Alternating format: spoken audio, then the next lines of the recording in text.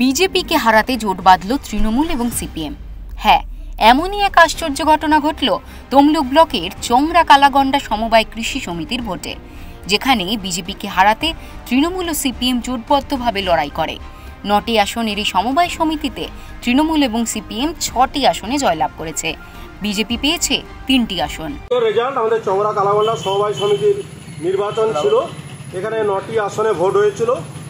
বিজেপির বিরুদ্ধে আমাদের যে জোট, সেই জোটের প্রার্থীরা ৬টি আসনে জয়লাভ করেছে এবং এই চংরা কালাগন্ডা সমবায় সমিতি আমাদের দখলে এসেছে।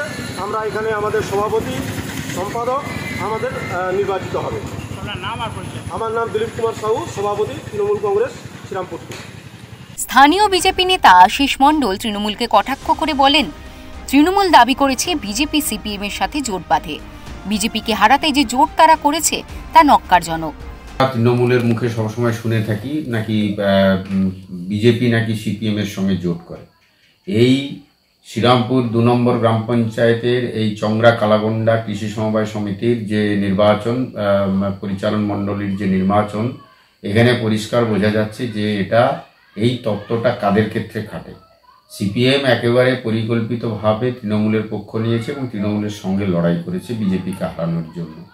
ধিক্কার জানাই এই জোটকে, ন্যাক্কারজনক এই জোট। পূর্ব মেদিনীপুর থেকে প্রদীপ মাইতির রিপোর্ট, ওঙ্কার বাংলা।